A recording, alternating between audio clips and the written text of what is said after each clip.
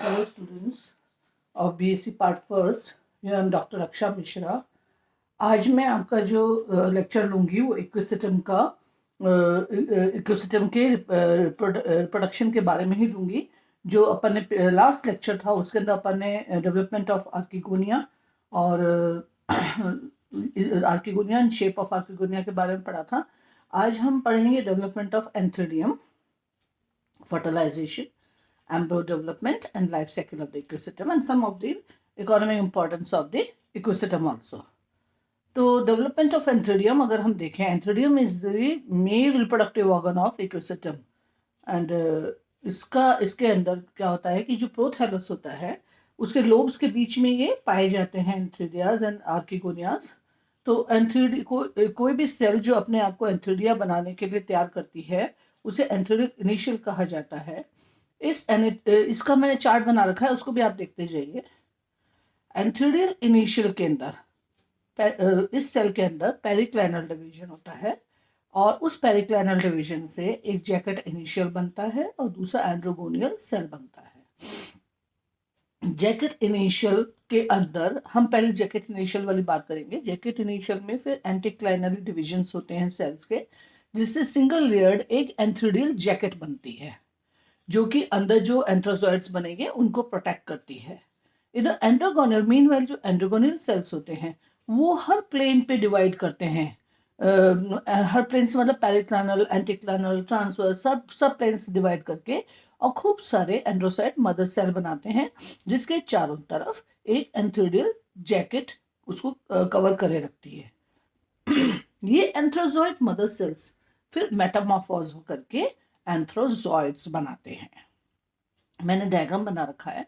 जो ये एंथ्रोजॉइड्स होते हैं, इकोसिस्टम के एंथ्रोजॉइड्स थोड़ा बड़े होते हैं साइज में इन कंपैरिजन टू अदर टेरोफाइट्स, और इनके ऊपर का जो पोर्शन होता है वो थोड़ा कॉनिकल होता है, नीचे का थोड़ा सा बड़ा होता है, चौड़ा होता है।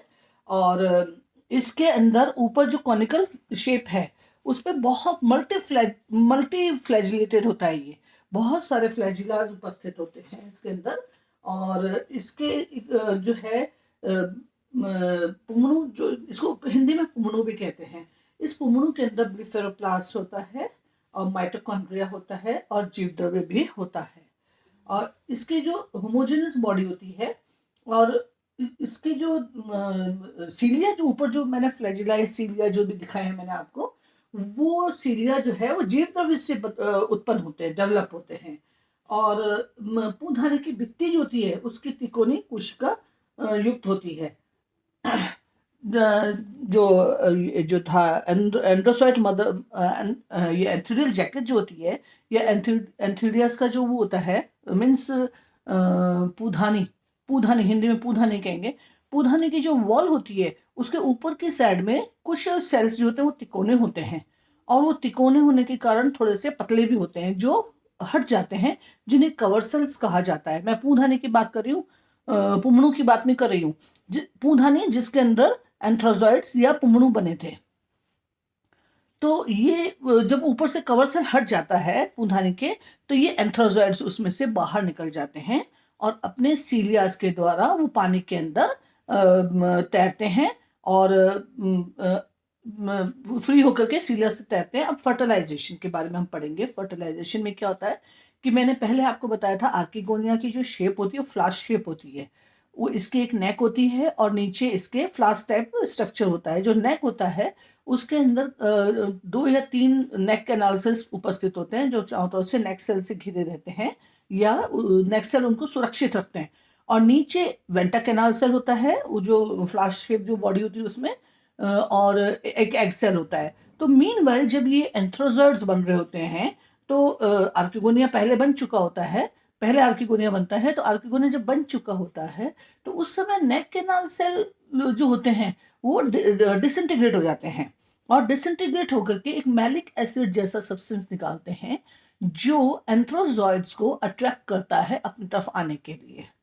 तो इधर एंथ्रोजॉइड्स भी कवर सेल से निकल करके बाहर पानी में फ्लोट कर रहा होता है और फ्लोट करता करता मैलिक एसिड की तरफ अट्रैक्ट होता है और नेक के अंदर प्रवेश कर जाता है। नेक कैनाल सेल डिसॉल्व हो चुकी हैं, डिसइंटीग्रेट हो चुकी हैं, वहाँ मैलिक एसिड है और वो वहाँ पे मैलिक एसिड चिपचिपा पदार्थ होता है जिससे कि ये फिसल करके आराम से उस नलिका से अंदर खाली नेक कैनाल सेल नहीं, सॉरी, वेंटर कैनाल सेल भी डिसइंटीग्रेट हो जाती है। अब ये जो पुमणु होते हैं ये सीधे उस जो नेक कैनाल सेल और वेंटर कैनाल सेल डिसइंटीग्रेट हुए हैं उन्होंने जो जगह बना दी है नली नली नली के अंदर, उसमें से होते हुए ये एग के अंदर प्रवेश कर जाते हैं और फर्टिलाइज कर देते हैं। फर्टिलाइज करने पे जायगॉट बनता है। अब ये जो जायगॉट है, ये जायगॉट स्पोरोफिटिक जनरेशन की मदर सेल कहलाती है। ये मदर सेल होती है। अब मैं नेक्स्ट लूंगी डेवलपमेंट ऑफ एम्ब्रो। डेवलपमेंट एम्ब्रो में क्या होता है कि अब डिप्लॉयड जायगॉट बन चुका है। इसके मेल और फीमेल गैमेट के फ्यूजन से डिप्लॉयड जायगॉट बन चुका है और ये जो है स्पोरोफिटिक जनरेशन का मदर सेल है। अब ये डेवलप हो जाता है एम्ब्रो में और ये एम्ब्रो नया स्पोरोफाइट बनाता है। इसका जो डिवीजन होता है जायगोट का, वो सबसे पहले जो डिवीजन होता है वो होता है ट्रांसवर्स डिवीजन। और ये जो ट्रांसवर्स डिवीजन होता है ये आर्किगोनियम के नेक के राइट एंगल्स पे होता है और जिससे दो सेल बनते हैं। पहला है एपिबेसल, दूसरा है हाइपोबेसल।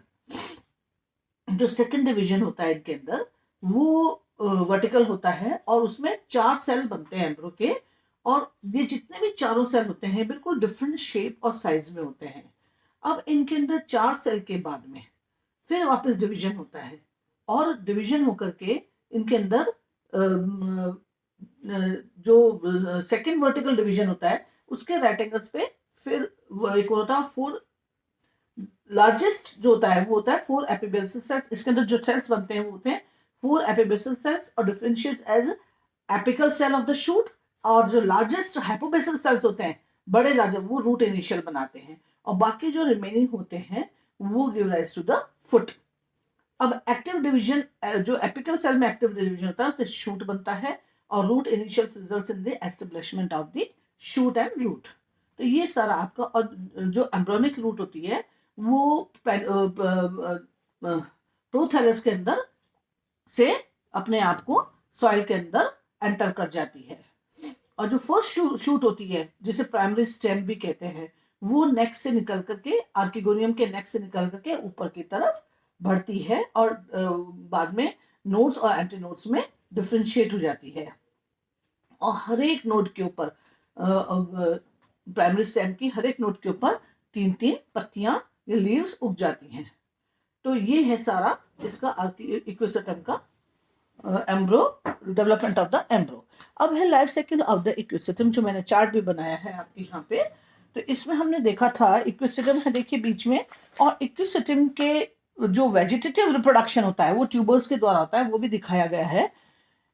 इसमें सारा मैंने जो पढ़ाया है आपको उसका सार है कि इक्विसेटम के ऊपर स्ट्रोबुलस लगते हैं जो डिप्लॉयड होते हैं और इन स्ट्रोबुलस के ऊपर स्पोरेंजियोफोर लगते हैं।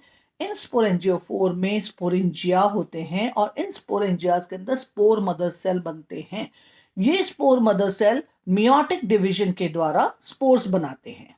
तो ये तो थी सारी स्पोरोफिटिक जनरेशन। अब स्पोर्स बन गए, स्पोर्स हैप्लॉइड होते हैं। ये स्पोर्स पे जर्मिनेट करते हैं, जो कि मैं आपको पढ़ा भी चुकी हूँ, जर्मिनेशन ऑफ द स्पोर्स और सारा ही पढ़ा चुकी हूँ। इसको मैंने समराइज करके आपको लाइफ साइकिल बताइए। तो जो स्पोर्स होते हैं ये फिर जर्मिनेशन होता है इनके अंदर और एक प्रोथैलस बनता है।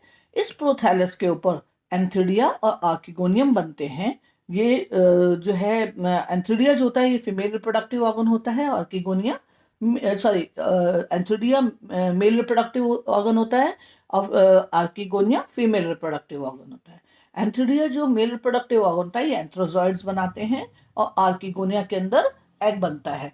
अब एंथ्रोजॉइड्स जो मैंने अभी आपको बताया भी था, इसी लेक्चर में बताया कि फर्टिलाइजेशन कैसे होता है। एंथ्रोजॉइड्स एग के साथ फर्टिलाइज करते हैं और इस फर्टिलाइजेशन के बाद में फिर डिप्लॉयड जायगॉट बन जाता है और ये zygote develops into the embryo and this embryo give rise to the new equisetum. This is all about the life cycle of the equisetum. अब हम कुछ इकोनॉमिक इंपॉर्टेंस ऑफ इक्विसेटम के बारे में पढ़ लेते हैं। ये जो है जस्ते की तश्तियों को मारने और चमकाने के प्रयोग में भी किया जाता है इक्विसिटम की लकड़ी को। और इसकी जो लकड़ी है वो पॉलिश के काम में आती है, क्योंकि मैंने पहले भी आपको बताया था कि इसके अंदर थोड़ा रफ होती है, इसकी जो चमड़ी होती है बहुत रफ होती है, इसकी जो सरफेस होती है वो बहुत रफ होती है। और जापान के अंदर तो इसकी लकड़ी को फर्श चमकाने के काम में लिया जाता है। और जो इकोसिस्टम डेबाइल है उसको दवा के रूप में भी काम में लिया जाता है। और इकोसिस्टम आयरन्स को दवाई डाययूरेटिक में यूरिन के भी काम में लिया जाता है। और खाद्य रूप में राइजोम का इस्तेमाल करते हैं, इकोसिस्टम प्रोटेन्स के राइजोम जो होता है उसका इस्तेमाल करते हैं। तो ये थोड़े बहुत एक आध कोई आपके इनकी इकोनॉमिक इम्पोर्टेंस है। This is all about the ecosystem, and the ecosystem chapter is now